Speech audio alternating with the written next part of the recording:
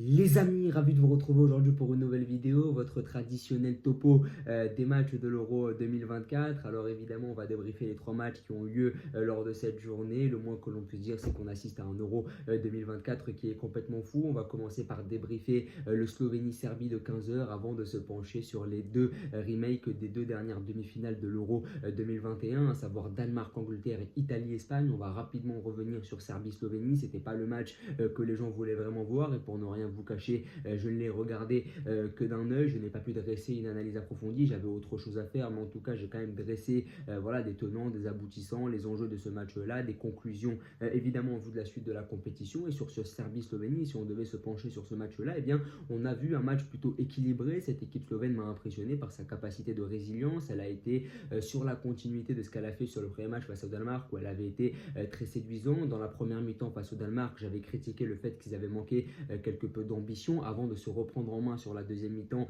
et de presque gagner le match face aux Danois. Et c'est vrai qu'aujourd'hui, ils sont revenus avec la même philosophie, une équipe très combative, une équipe qui a ouvert le score sur une très belle action, mais beaucoup de largesse défensive quand même côté serbe sur le but slovène. Mais on a vu quand même une équipe slovène séduisante, une équipe slovène beaucoup plus ambitieuse que lors de la première mi-temps face au Danemark, et une équipe qui était clairement en confiance face à une équipe serbe que j'attendais beaucoup mieux. Et la Serbie nous déçoit vraiment, que ce soit sur les Coupes du Monde ou sur les derniers Euros. C'est une équipe qui a pour coutume d'où les décevoir, mais parce que les cadres sont très décevants. Les cadres de la Serbie sont très défaillants. On a Milinkovic, Savic ou Mitrovic qui ont préféré s'exiler du côté de l'Arabie Saoudite, donc il manque un peu de rythme. On a Tadic qui est parti du côté de la Turquie, donc il est moins compétitif qu'à l'Ajax. Et on voit clairement une faillite des cadres du côté de la Serbie. Et même si ils ont énormément inquiété l'Angleterre lors du match initial, eh bien on se rend compte que cette équipe manque un peu d'efficacité. Et d'ailleurs sur les deux matchs, c'est un seul but, un but qu'ils sont allés chercher quand même au bout du bout sur ce corner et cette aide de Jovic. Mais dans le jeu, cette équipe serbe a du mal à se procurer des occasions parce que la capacité créative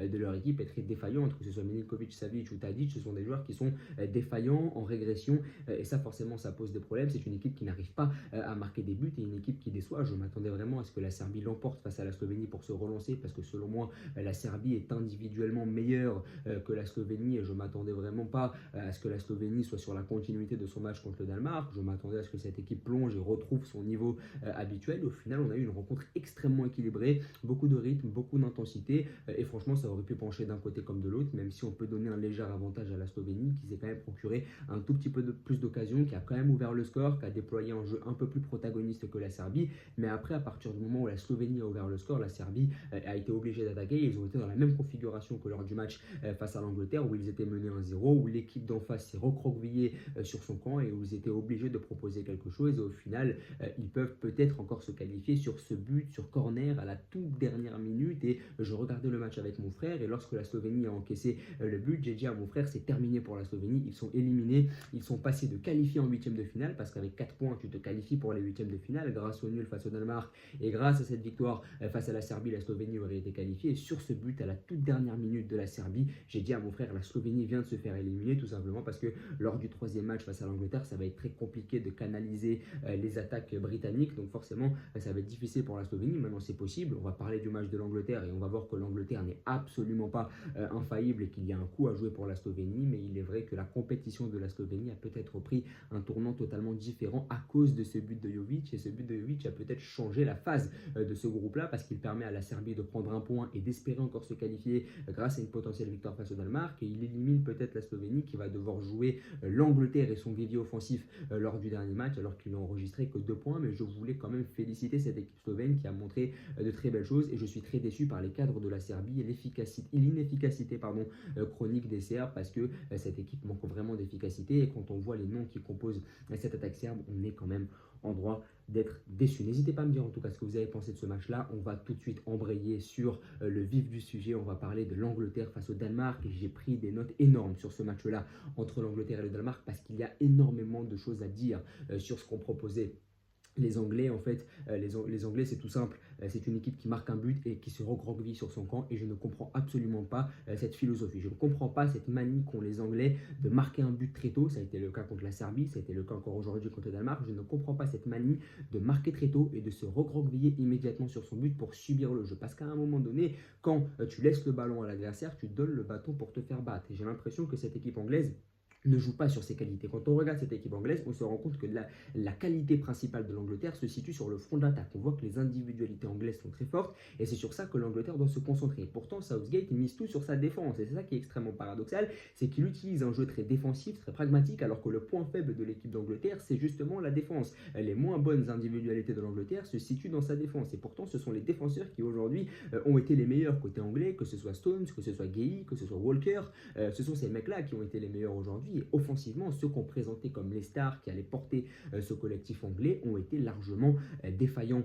Malheureusement, que ce soit Kane ou encore Bukayo Saka qui a détonné par son incapacité à faire les bons choix, Harry Kane qui a encore été fantomatique, Bellingham qui a fait tout ce qu'il a pu dans l'abattage physique, mais à un moment donné, le mec n'est pas un magicien, il ne peut pas porter son équipe tout seul si ça bouge pas autour de lui. Phil Foden qui est toujours aussi excentré côté gauche, je ne comprends pas. D'ailleurs, la seule fois du match où il a repiqué dans l'axe, il a frappé, il a touché le poteau, donc je ne comprends pas ce que fait encore Phil Foden sur le côté gauche. Dans la lecture des matchs de Southgate, je ne comprends absolument rien. Comment se fait-il que Palmer ne rentre pas? Comment se fait-il que Mainoo ou Gordon aussi ne rentre pas? On a quand même Mainoo, Gordon et Palmer qui ne comptabilisent pas plus de 15 minutes de temps de jeu à eux trois. Il n'y a que Mainoo sur les trois qui est rentré lors du premier match et aujourd'hui on n'a aucun des trois qui est rentré. Mainoo, Gordon et Palmer, aucun des trois n'est rentré aujourd'hui dans ce match-là face au Danemark où il convenait de marquer tout de même, ou même faire rentrer Mainoo pour stabiliser un peu le milieu de terrain. On a vu qu'aujourd'hui Alexander-Arnold n'a pas encore montré toutes ses qualités, on a vu qu'il avait eu du mal, pourtant il avait fait un bon début de match, mais au fur et à mesure du match il a plongé,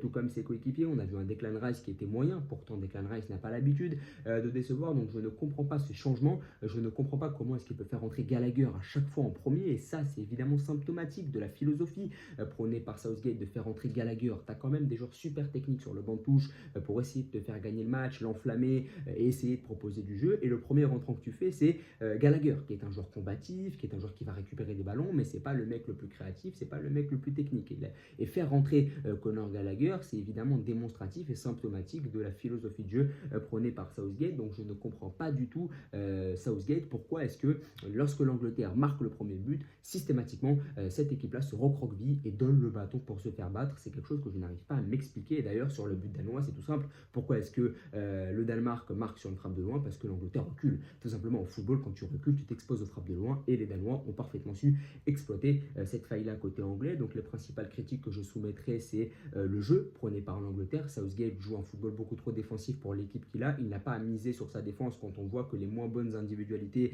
se situent dans l'arrière-garde et que les meilleurs joueurs de ton équipe se situent devant. Pourquoi est-ce que tu ne proposes pas un jeu protagoniste quand tu as Bellingham, Foden ou encore Bukayo Saka devant? Je ne comprends pas aussi la lecture des matchs. Pourquoi est-ce que c'est Gallagher qui rentre systématiquement en premier pour essayer de bétonner au milieu de terrain alors qu'il n'y a pas à bétonner? Tu as les joueurs qu'il faut pour jouer au football, donc essaye quand même de pratiquer du jeu. Donc c'est vrai que dans la lecture des matchs, c'est absolument catastrophique ce que nous a proposé Southgate, un jeu pragmatique. Et il est vrai que certains joueurs d'Arsenal, de Liverpool, encore de Manchester City, qui côtoient Arteta, Guardiola ou club, doivent s'arracher les cheveux de devoir jouer un football aussi passif, alors qu'en club, ils ont l'habitude de jouer un football très protagoniste. Et en fait, on se heurte à une certaine contradiction, c'est que la majorité de ces joueurs-là évoluent avec des entraîneurs de très très haut niveau qui proposent des idées de jeu, etc. Et que là ils sont avec un Southgate qui est beaucoup trop frileux. Je ne pense pas que ce soit un mauvais entraîneur, mais il est beaucoup trop frileux pour pouvoir diriger cette équipe là. Et côté danois, on a eu une équipe du Danemark plutôt séduisante, mais les Danois peuvent tout de même nourrir des regrets parce que sur le premier match face à la Slovénie, ils font une super première mi-temps avant de plonger un peu physiquement sur la deuxième et de voir les Slovènes revenir. Et là aussi, ils peuvent nourrir des regrets parce que face à cette équipe anglaise qui a inexorablement reculé, qui a laissé les clés du jeu à la sélection danoise, et bien je m'attendais à ce que les coéquipiers d'Eriksen finissent le travail et battent cette équipe anglaise. Donc il est vrai que au bout de 2 matchs, les Danois peuvent nourrir des regrets parce qu'ils n'ont pas été fondamentalement mauvais sur les 2 matchs. Ils ont même dominé leurs adversaires à chaque fois, au moins sur une grande partie de la partie à chaque fois. Et il est vrai qu'ils peuvent quand même nourrir certains regrets parce que normalement ça aurait pu faire 2 victoires pour les Danois et l'affaire aurait été pliée. Maintenant ils vont affronter une très faible équipe de Serbie lors du dernier match. Je vois bien les Danois gagner, prendre 5 points et puis se qualifier pour les 8e. Et il faudra de nouveau compter sur une équipe du Danemark qui a parfaitement su se relancer suite à son échec de la Coupe du Monde Monde 2022. Ce 5-4-1 est vraiment très séduisant. J'en attends évidemment beaucoup plus d'un Højlund. Je m'attends à ce qu'il marque lors du prochain match. Je veux vraiment qu'il explose parce que c'est un attaquant qui a des qualités qui peut devenir le nouveau numéro 9 de cette sélection danoise. Il est vrai que le Danemark manque un peu d'efficacité aussi. Il leur manque de ce tueur devant le but et je pense que Højlund peut parfaitement l'incarner. Mais globalement, je trouve que cette équipe danoise a réalisé un très bon match. On sait que cette équipe danoise est une très très bonne équipe, qui a des joueurs de qualité, mais il leur manque toujours cette âme de tueur. Et face à une équipe anglaise qui a très bien défendu, il faut le dire quand même, il faut rendre à César ce qui est à César. Pour les Anglais, la fin justifie les moyens. Voilà, tu es à 4 points au bout de 2 journées, tu vas te permettre le luxe de faire tourner au dernier match parce que tu as réussi à prendre 4 points et que tu es déjà qualifié pour les huitièmes. Avec une équipe B, tu peux quand même gagner face à la Slovénie lors du dernier match. Donc au final, on critique beaucoup Southgate, mais le boulot est fait pour le moment. Pour l'instant, il n'y a rien à redire. Ils font une victoire, un match nul contre une équipe du Danemark sur le deuxième match. J'ai envie de dire, à la fin justifie les moyens en football. Southgate est très fan de Deschamps et je pense que son mentor serait très fier de lui s'il voyait, ou en tout cas je pense qu'il voit, je pense que Deschamps serait très fier de Southgate parce que la fin justifie les moyens et que pour le moment l'Angleterre a parfaitement rempli le boulot malgré toutes les critiques qu'on peut soumettre dans le jeu. On va maintenant passer à Espagne-Italie, évidemment le remake de la finale de 2012, le remake de la demi-finale de l'Euro 2021, c'était un peu la belle parce qu'à l'Euro 2008 et à l'Euro 2012, l'Espagne avait sorti l'Italie systématiquement avant que l'Italie ne prenne sa revanche successivement en 2016 et en 2021. Donc c'était la 5e confrontation en 5 euros, 6 confrontations parce qu'à l'Euro 2012, les deux équipes s'étaient affrontées 2 fois. Mais voilà, je préfère prioriser la phase finale. Mais sur cette phase de poule, on a un Espagne-Italie et en fait le constat que je tire, c'est que l'Italie a vraiment régressé sur les 3 dernières années depuis l'Euro 2021, alors que l'Espagne a vraiment progressé et on le voit aujourd'hui. L'Espagne a toujours ce même défaut qui est qu'elle n'est pas assez clinique, mais l'Espagne a connu une vraie révolution dans son jeu parce qu'ils ont enfin les joueurs de transition, ils ont enfin Nico Williams, ils ont enfin Lamine Yamal, ils ont enfin les joueurs pour déployer un jeu direct et pour permettre à Fabian Ruiz ou encore Rodri de pouvoir lancer des mecs en profondeur. Et ça, évidemment, c'est ce qu'il a manqué à l'Espagne durant des années, ou en tout cas depuis la fin de la période du tiki-taka. Ce qui manquait à l'Espagne, c'était ces joueurs de transition. Et les Espagnols les ont enfin pour proposer un jeu dynamique et protagoniste. Et c'est ce qui s'est passé aujourd'hui. L'Espagne a délivré une vraie démonstration collective, mais au final, tu t'en sors qu'à 1-0. Et sur les dernières minutes, l'Italie a presque fait un braquage à l'italienne, j'ai envie de dire, parce que les Italiens ont presque failli décrocher l'égalisation sur la fin du match. Mais il est vrai que les Espagnols ont été largement au-dessus des Italiens. Voilà, j'ai en mémoire Nico Williams qui fait absolument ce qu'il veut sur le côté gauche et ce pauvre Di Lorenzo qui a passé une très très mauvaise soirée. De l'autre côté aussi, Di Marco va faire des cauchemars de Lamine Yamal. Donc il est vrai que ce 4-3-3 de l'Espagne n'est plus basé sur les milieux de terrain, parce qu'avant ce qui faisait la force de l'Espagne, c'était ce 4-3-3 et cette très grande force au milieu de terrain. Aujourd'hui, ce qui fait la force de cette sélection espagnole, c'est évidemment ce milieu de terrain qui regorge de joueurs de grande qualité technique, notamment avec un Fabian Ruiz qui n'est pas du tout le même qu'au Paris Saint-Germain, mais on a aussi un jeu et un 4-3 qui est basé aussi sur les ailiers, un jeu basé sur la largeur. On n'est plus seulement concentré sur le milieu du terrain où on échange les ballons, on veut aussi aller plus loin en balançant vers la largeur, et ça évidemment c'est très intéressant parce que ça apporte une certaine variété au jeu espagnol. Le jeu n'est plus seulement concentré au milieu, c'est les profils techniques, mais il peut aussi s'étendre sur les côtés avec des ailiers qui vont prendre très large. Bien sûr, ce ne sont pas des ailiers qui viennent repiquer comme ça pouvait être le cas dans le passé avec des Asensio par exemple. Là c'est vraiment des mecs qui vont aller écarter, solliciter la profondeur, défier aussi le vis-à-vis en 1 contre 1, et ça évidemment ça apporte une variété, c'est très intéressant. Maintenant, l'Espagne, il va falloir gommer ce problème d'efficacité parce que le but intervient relativement tard, en deuxième mi-temps.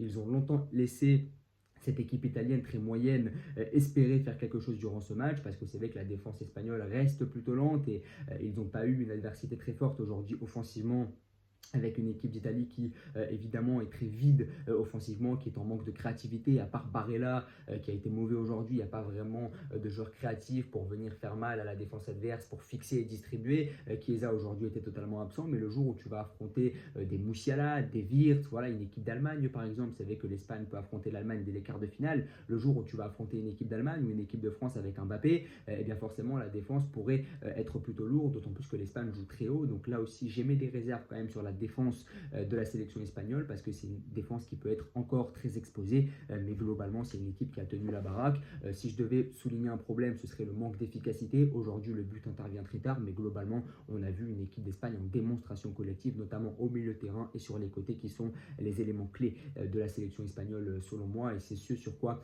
Luis de la Fuente base son jeu. En tout cas c'est très séduisante sélection espagnole. N'hésitez pas à me dire ce que vous en avez pensé. Selon moi l'Allemagne et l'Espagne sont aujourd'hui les deux favoris de la la compétition.